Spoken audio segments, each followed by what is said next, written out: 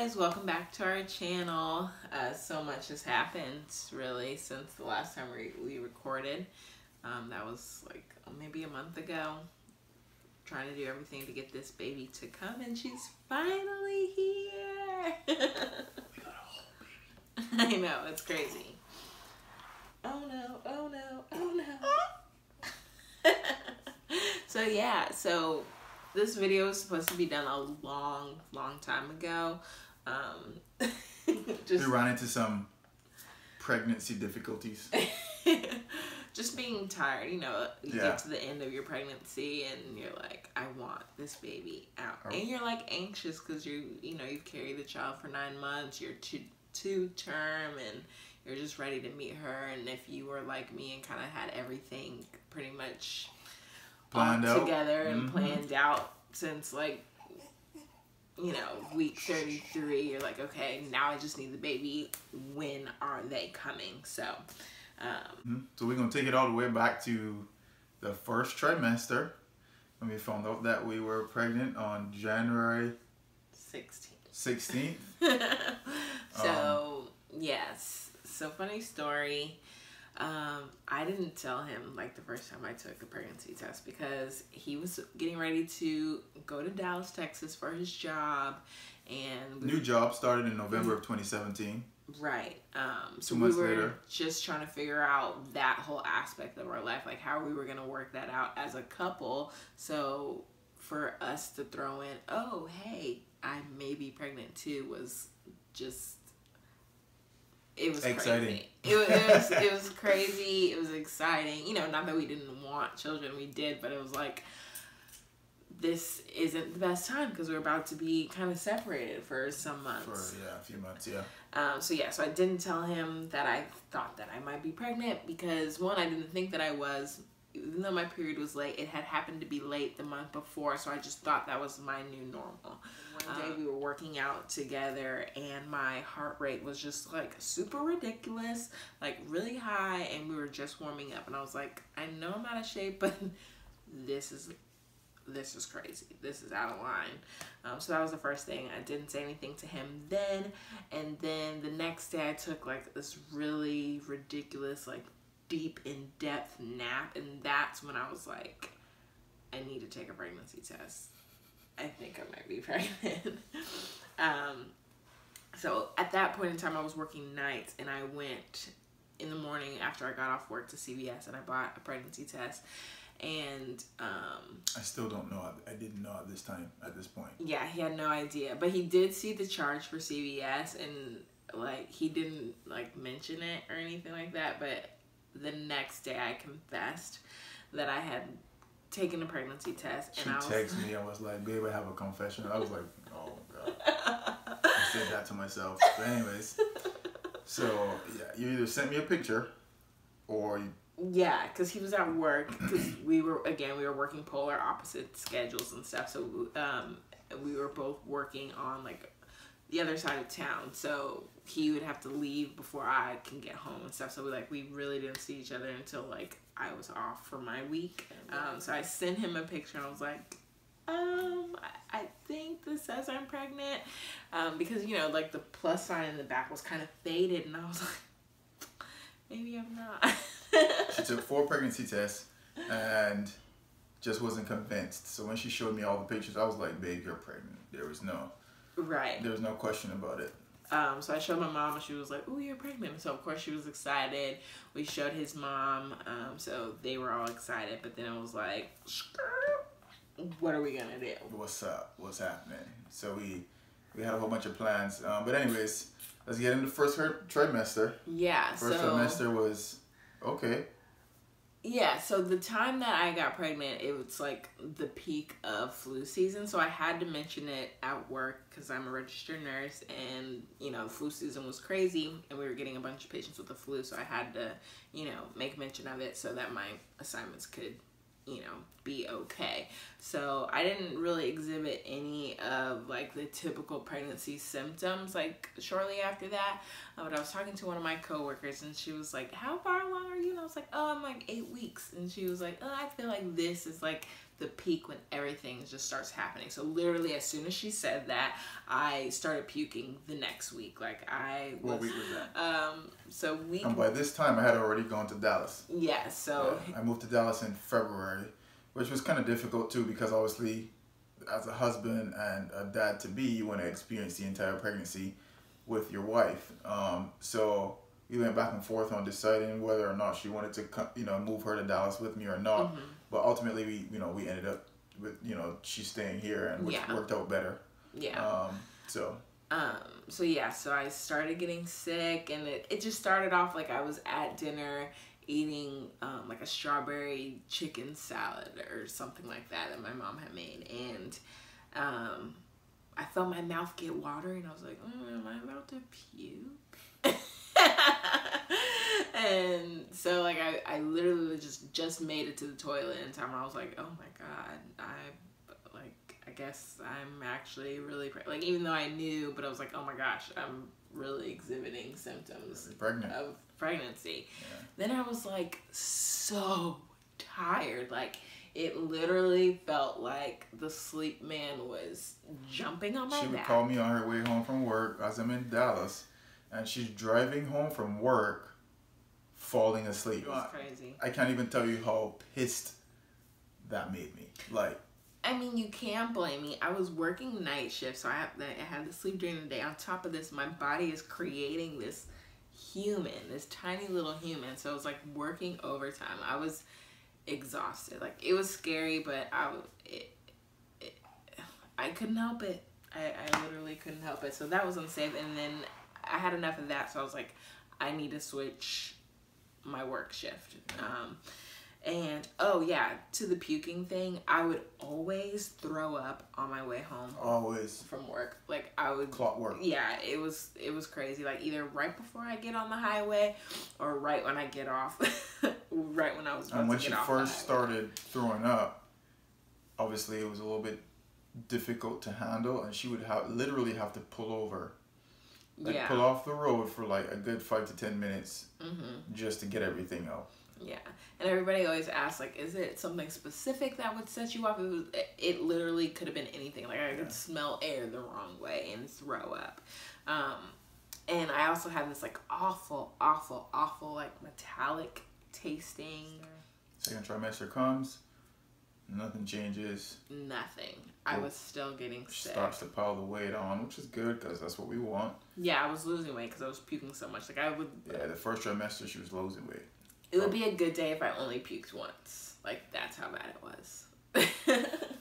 That's literally how bad it was. Yeah. I would say that didn't really ease up until I was about 24 weeks, I would say. And it wasn't every day. I would still get sick here and there, but it just wasn't every day. And I started putting back on the weight for the baby, but she was always doing fine, always measuring well, and they weren't really concerned about it until I believe like the second trimester, which thankfully that's when I did start going back in the positive of gaining weight. So third trimester, that's when you start to get everything together. You're really excited. You have your baby shower. You have your baby shower, of which is also, I think we're probably going to talk about that in a separate video, in terms of preparation and what to put on your baby shower so that you have a least impact on you as a person and financially. So that's another video. But we had a baby shower. We planned everything, got everything in place, and then, you're just waiting for your full term date and your due date. Yeah. Which, me as a father, and through our experience, everybody's experience is different. Yeah. But that due date thing and that full term date, whatever, full term week, it's misleading. Yes. And it could almost set you up for disappointment, because we were supposed to, her due date was September 18th. Yeah. She didn't come until September 27th.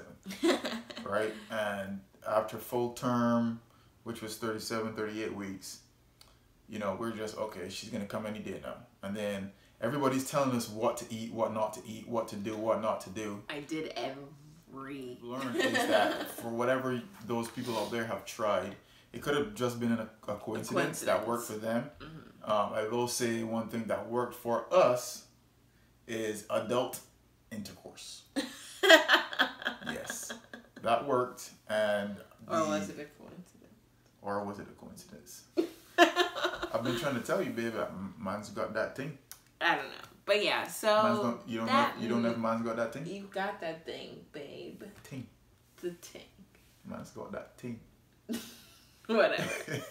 So yeah, and after that, I ate like 1 million pineapples. I ate dates. I made this eggplant parmesan. I walked all the time. I did squats. I did everything. And we had the medicine ball. We were going at it. And I was literally not dilated for 3 weeks straight. And we were getting ready to talk about we were talking about induction. However, the discussion that we had with our midwife was very adamant that we would prefer not to get induced if we could kind of stretch it out as long as possible, as long as me and baby are doing fine, if we could. That was our goal, and I'm so thankful that we did have that conversation. I'm so thankful that we did have a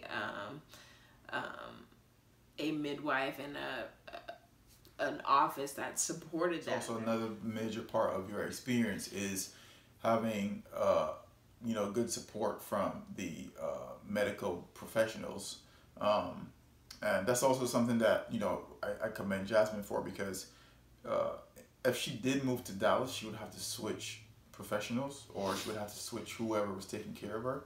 And one thing she was adamant about was making sure that she had one person take care of her, so that they are familiar with her throughout the entire process.